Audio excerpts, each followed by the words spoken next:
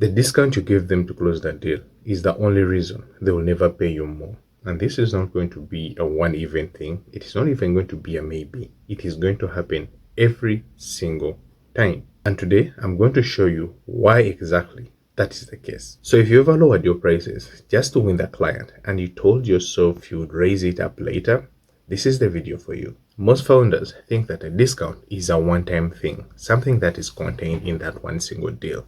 That's not the case, because a discount isn't just a number. A discount is a precedent. And once you understand how precedents work, you'll never get to discount just to close the deal. So let me try and paint you a picture of what really gets to happen when you discount. So you start out as a client and you quote for your client $3,000 per project. So for a client, because they want a discount, they are going to hesitate. And what gets to happen? You drop that price point from $3,000 to $2,000. And just deep within you, you tell yourself it's just a temporary thing, just a one-time exception just to get your foot within the doors. But clients don't file it that way. They don't remember the hesitation, they don't remember the negotiation, and worst of all, they don't remember the context. The one thing they always get to remember is the $2,000, and that is what it costs you to get to do the work for them. So when the project is done and you come back with a new quote, even for a new client or a new work, that $3,000 is always going to feel like a new price. And not only that, but that $3,000 is also going to feel like a price raise. And the reason for that is because you're not pricing the new work anymore, but you're trying to fight the old price. So let's do the math so that you can get to see it clearly. Let's say you as a founder, you discounted your work on the very first project from $3,000 to $2,000. And the client chose to stay for 2 more new projects. So if you held the line of $3,000, that means that is $9,000 across all 3 projects. But now, because you gave a discount just because a client hesitated and you dropped your price to $2,000, it simply means that for now, all those 2 new projects, you're going to settle for that average of $2,000. And that is $6,000 across all the 3 projects. And guess what? You've now lost $3,000 on all those projects. Put differently, you've now left $3,000 on the table by working with that client simply because you chose to give a discount. Now here's what's common among founders who choose to give discounts just to close the deals. They're always asking the wrong question in that specific moment. And the question they ask is, what will it take to get this client to say yes today? But that's entirely the wrong question. The right question would instead be, what number am I about to set as their reference point? Because a discount isn't just any number, but it is your anchor. And the moment you drop that anchor, the client stops measuring your future prices against your value. And that's not the only thing that they do. They also measure those future prices against the number that you give them when you are under pressure. So here's the shift going forward. Stop thinking about today's yeses and start thinking about all the future conversations that number is going to control.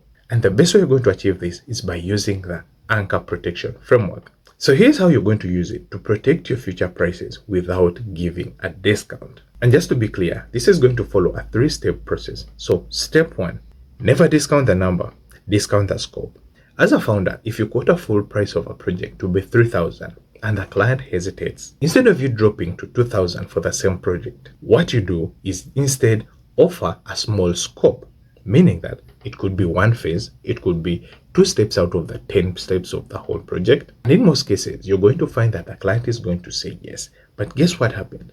You've not dropped your anchor. Your anchor has stayed intact. And the $3,000 is still the same price for the full project. And so any moment a client wants to get a full project, they have to come back to you and pay the rest of the money. That could be $1,000. And for the wiser and most tricky guys I know, they even get to charge more. Now they get to charge an extra $3,000 or an extra $2,000 just to give a full project, or just to give the rest of the phases or the rest of the steps of the project, so that the client gets to finish that work. Now I want you to notice something.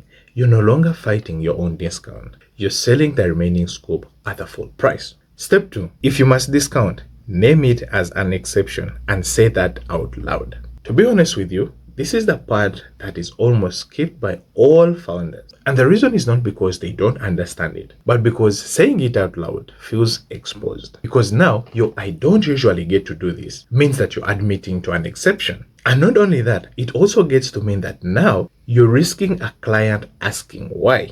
And yes, at some point, this is going to feel like your pricing confidence is going to be tested. So what others do, they choose silence, but that silence is what costs you, because that silence lets the discount become the new default. And that is why you need to have a spoken exception and say it out loud, because a spoken exception prevents exactly that. So let me play out for you so that you get a feel of how that sounds like. You start by saying, I don't usually do this, but because this is our first project together, I'll do it at 2,500. This one time, all future projects will be at 3,000. And now I want you to notice something. You've stated that exception number out loud, which is 2,500, and your anchor has stayed the same, which is 3,000.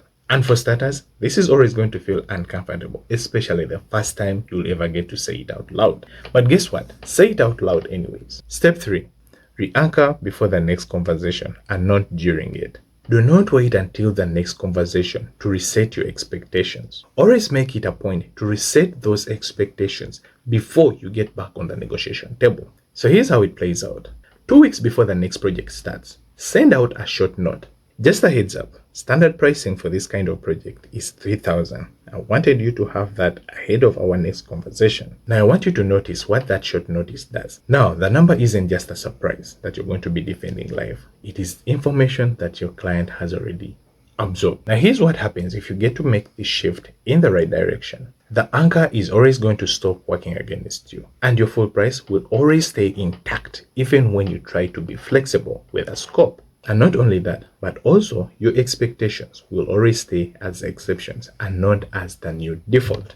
Take note of that. The bottom line is this. A discount isn't kindness, but it is instead a number your client is going to hold on to you forever. And so you don't get to decide this later that this was a temporary thing, because before a client, it wasn't. So my general advice here is that always protect that anchor the same way you would protect any asset. Why? Because it is also an asset. If you're realizing just now that you might be having a few anchors that are sitting underneath your current client relationships, you're probably not leaving money on the table with your new clients. You're leaving it on the table with people you're already working with. And if you have a call coming up where you can feel yourself about to do this again, always say out the sentence out loud. But before you get to do all that, I want you to run through the Founder Underpricing Scorecard. It will show you exactly where those anchors are costing you right now. I'll be leaving the link to it in the description, so go check it out.